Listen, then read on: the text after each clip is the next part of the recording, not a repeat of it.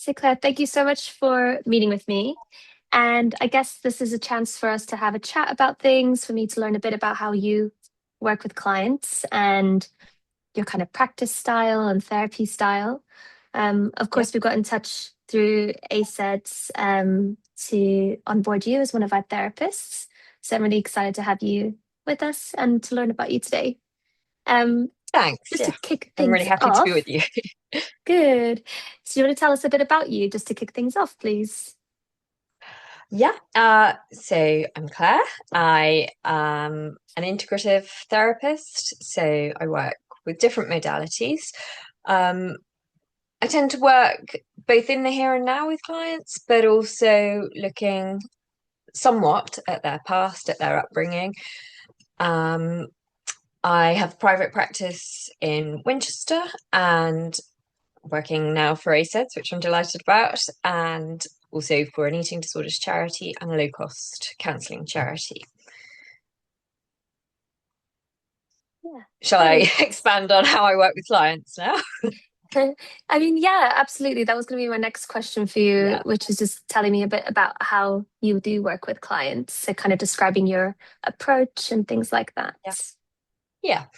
Um, so as I say, I draw on different modalities, but I work both in the here and now with clients, so with what they are struggling with in the current day, but also generally speaking, we will have some sort of exploration of the individual's upbringing, their formative experiences, since it's so often the case that it's in those early years that we form beliefs about ourselves, about the world, about how we think we need to be in order to belong in the world.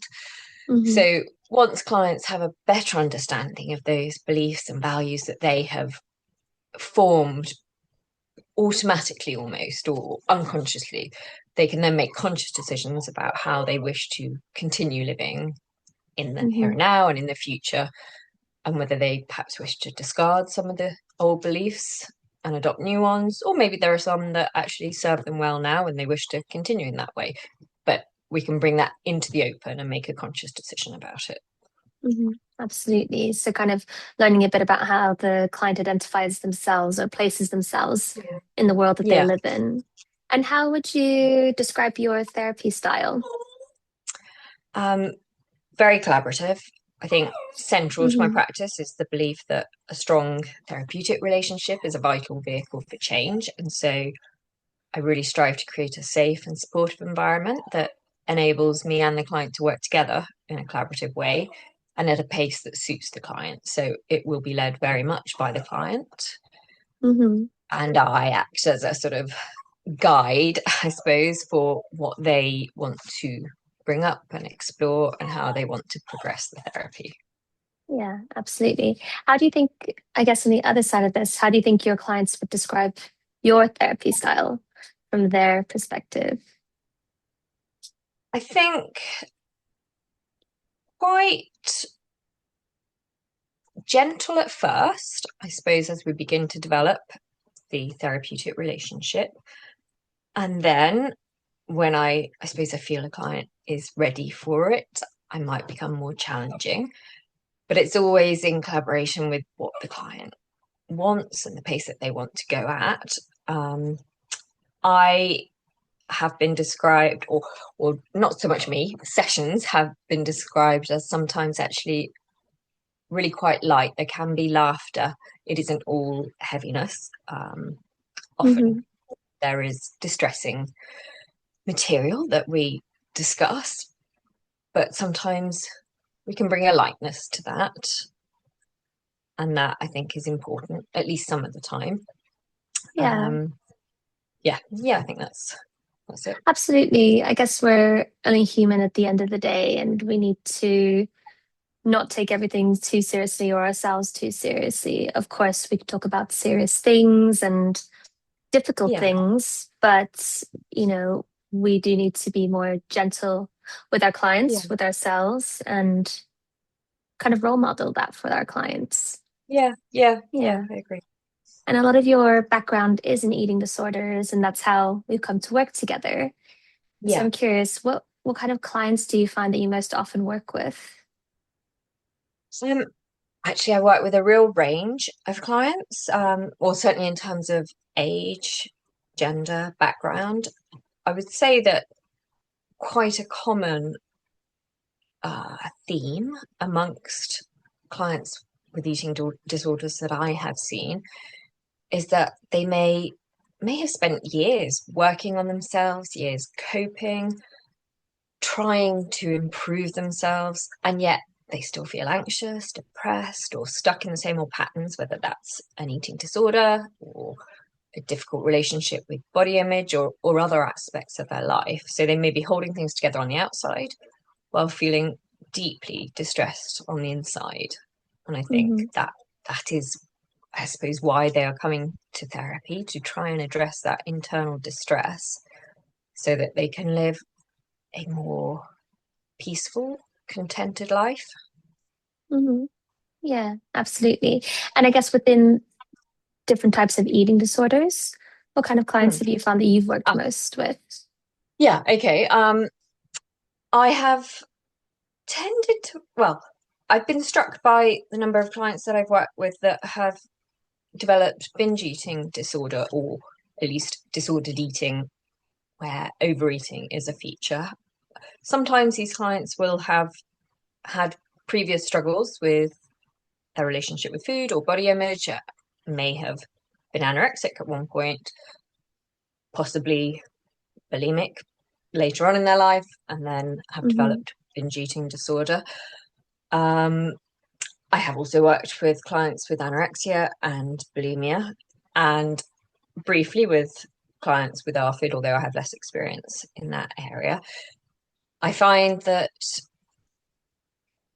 an underlying anxiety is very common in all of the clients, and so we're addressing those underlying feelings and beliefs about themselves, no matter what the presentation is of the actual eating disorder. Hmm.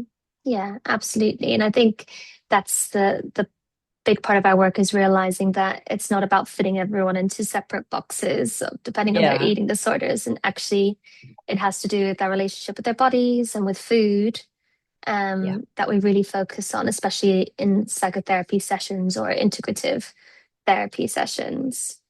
yeah, Yeah. yeah. And so when clients start therapy with you, what do you think is the most important thing for them to know before that? Yeah. I think it's really important to be honest about the process of therapy, particularly for clients that haven't had any therapy in the past. So if they are new Hmm. to it, it's important to let them know that I am not here to give answers or even advice. Sometimes people, well, naturally, people want that sometimes, but actually, we need to work together, therapist and client, to consider how the client might make the changes they feel will help them grow as a person and in their relationships and with their eating disorder recovery. I will Hmm. be led by the client. And I think that may sound daunting at first, particularly where somebody's new to therapy, but it's actually a very organic process, and the client's sense of self emerges gradually and without pressure. And I think that's really important. Absolutely. I really like that emerging gradually and without pressure, because I guess that just shows how you're capable of going alongside the clients. Yeah, yeah. Yeah.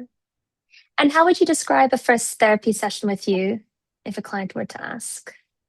Yeah, a lot of the first session is about information gathering. So beginning for me to begin to understand what is troubling the client, how long it may have gone on for, what steps they've taken already in an attempt to recover from an eating disorder. I may want to gather information about their life, their family background, those sorts of questions. So it can be quite information heavy, but also it's really important for me to try and gain an insight into how they are feeling at the moment, why they have come to therapy at this time, and for them to be able to speak and be really heard, possibly for the first time. Hmm. I think a lot of eating disorders, they thrive in secrecy, and so it can be extremely validating for a person to have somebody empathize with them, possibly for the first time. Mhm. Yeah, absolutely. And I guess a lot of clients get nervous in their first sessions. They come in feeling like they're worried about Yeah. saying too much or too little or Yeah. feeling misunderstood. And Yeah. I guess we do call our first sessions assessments, but I always remind everyone when they're booking them in that it's not to assess whether they do or don't have something, whether to label Yeah. them or anything like that. It's a chance for us to get a chance to understand the development of Yeah. their history and how they got to where they are now, as well as Yeah. how they are in the here and now and why they're there or here in the here and Yeah. now. Yeah. And Yeah. I guess Absolutely. as well as that, I guess that the first therapy session is your first chance at collaboration with each other, the Mm. first chance to work together and come up with something that feels a bit more individualized, like goals Yes. wise, for example, wanting food freedom and things like Yeah. that. Because, yeah, a lot of clients might feel like an assessment is a chance to perform when it's absolutely the opposite. It's a chance Yeah. for us to learn to meet in the middle and learn where we want to go from. If clients are Yeah. And feeling really uncomfortable, oh, sorry. mm. No, no, go ahead. If clients are feeling like really uncomfortable and nervous, Mm. what might she kind of do to help them or say to them in those Mm. first sessions? Yeah. Well, yeah, what I was about to jump in with was your point about how often clients, and perhaps particularly clients with eating disorders, body image struggles, have a sense of needing to perform to be a good client. And so Yes. that might be one of the first things I would say is that there is no right or wrong way to do therapy or to do this first session, and that I am here to see the real them without judgment, and they can take it as quickly or as slowly as they need to. They don't have to reveal all immediately. It can be incredibly difficult to be vulnerable, particularly with somebody new. So if they are able to relax, it's probably the hardest thing to do. Somebody tells you to relax and you do the opposite immediately. But to know Yes, that there is no getting it right. And like you said, it's not an exactly. assessment of them as a person. It's an assessment to figure out how we might work together, what the best process is going to be together. Exactly. And I just remind them that there's so many questions that are going to be asked on that day, but Yeah, there's no right or wrong answer. And if they don't know the answer, that's absolutely fine. I'm just asking because yeah, I'm curious, not because I'm yeah, expecting them to answer. Yeah. yes, yeah, And I guess with eating disorders, we come across a lot of people with, a lot of anxiety and neurodiversities. And it can yeah, feel quite overwhelming sitting with someone for more than 10 yeah, minutes at a time, I guess, yeah, in their normal life. But then they have to sit with you for an hour and a half in that first session or each weekly session about an hour. Is yeah. there any way that you might adapt your um, style or sessions if someone feels overwhelmed with that intensity? Yeah, and we absolutely can do that.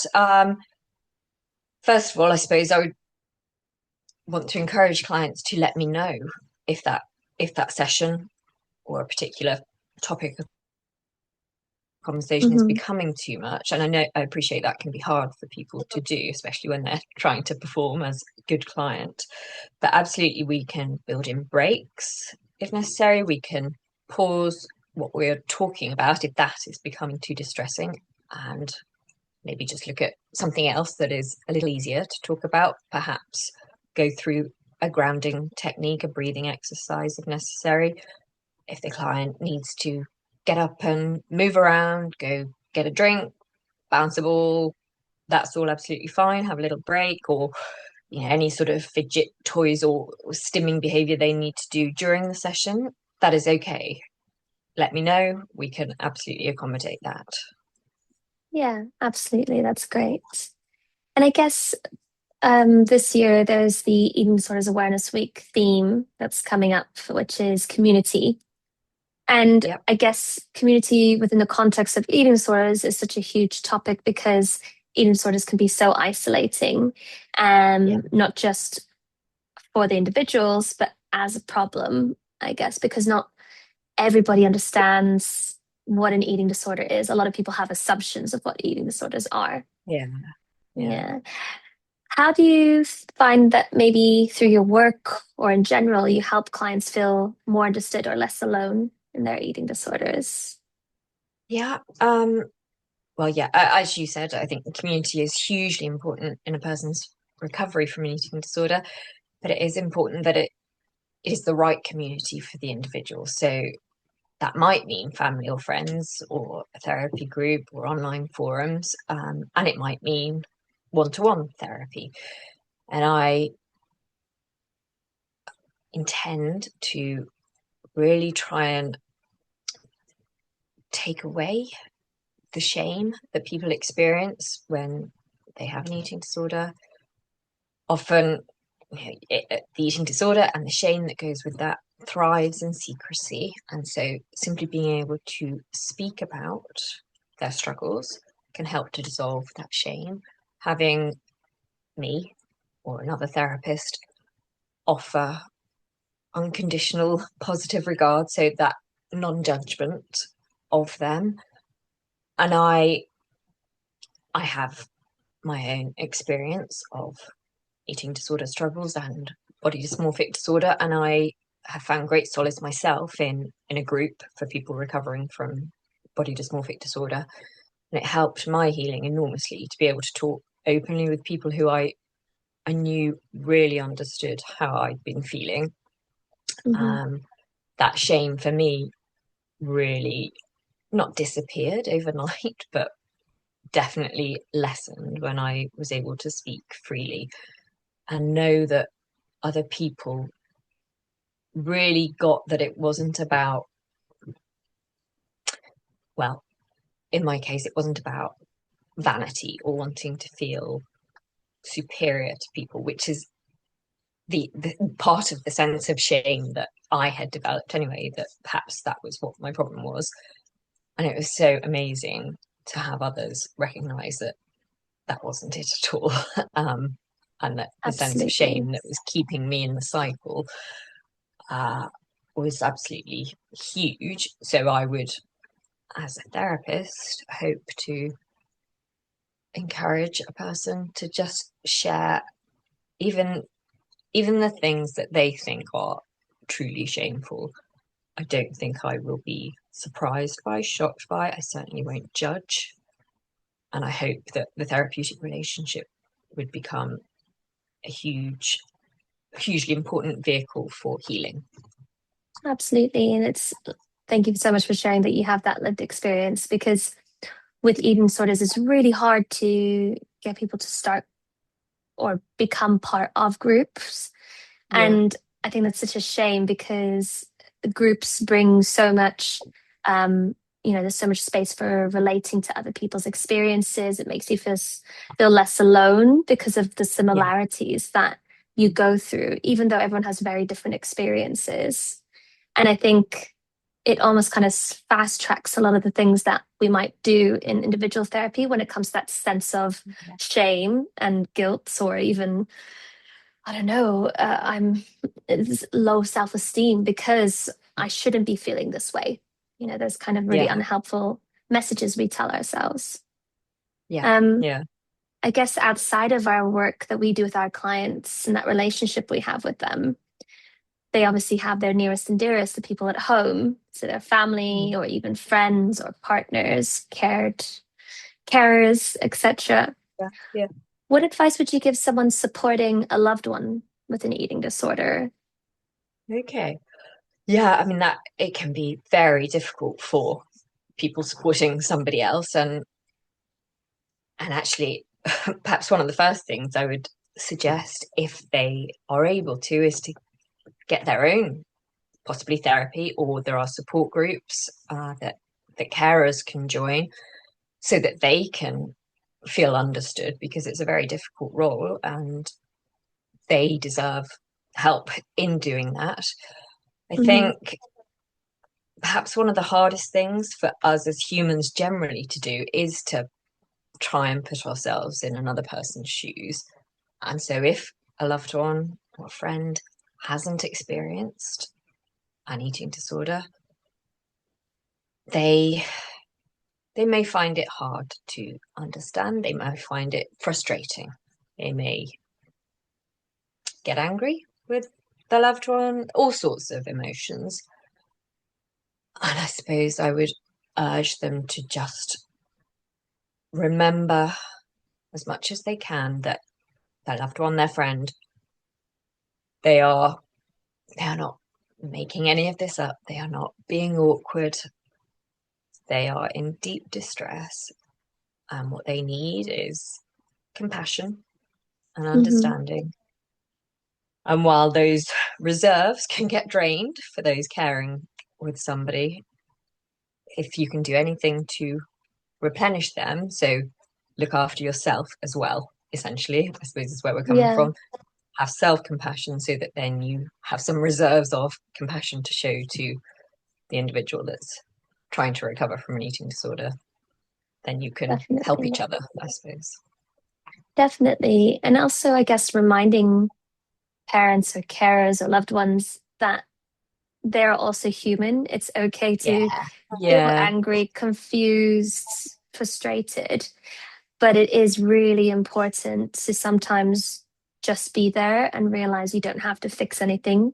yes, yeah, And that's where I think a lot of the anger and frustration comes from within their family and carers or loved ones, because they yeah, feel like, oh, I'm supposed to be able to fix this and things are supposed to mm, change as soon as we identify things. But the way eating disorders work and body dysmorphia is the rumination is overwhelming and the guilt yeah, is can almost be paralyzing as well.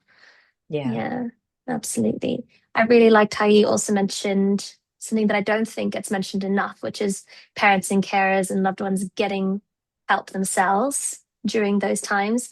They might not talk about anything to do with eating disorders per yeah, se, but just having that place to offload and have a yeah, sounding board is really important and, grounding for what can feel quite chaotic at times.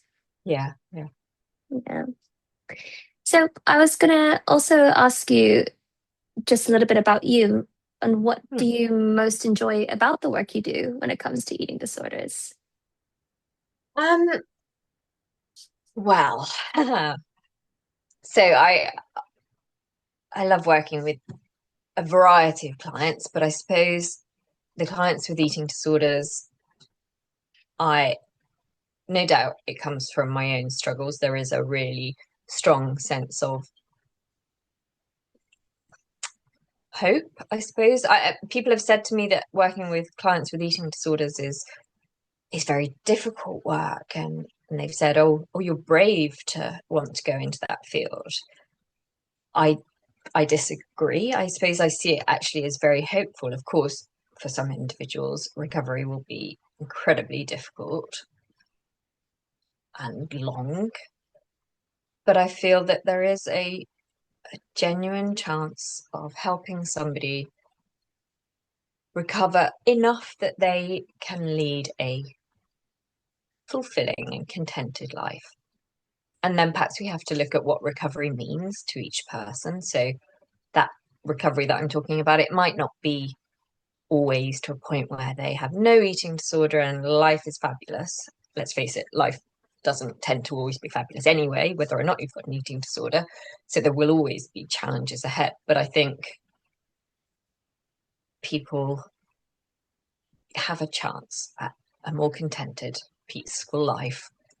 And I really feel passionately about wanting to help them try and grab at that opportunity if I can. And as you say, we and carers can't fix people. But I suppose I think back to my own struggles and having no support at the time, I can see just how amazing it can be if somebody can have the support that they need at the right time, and Mhm. that could change their life. Yeah, it's like a breath of fresh air finally, if you have been doing Yeah, it on your own for so long. yeah, yeah, Yeah, yeah, it's great that you have that experience, and I'm grateful that you're sharing that experience that of how community has really helped you in yeah, general. Um, Not feeling alone, and that's part of your story. And I can yeah, hear that that brings a lot of hope in how you come across yeah. and the message that you're Mm. getting through. So Yeah. yeah, that's great. Thank you so much, Claire. That was really nice to hear about how you work with clients. I feel like I have a good feel of that as well now, and I hope other people um who watch this also get a sense of how you work with everyone. So thank Yeah. you so Thank you. much.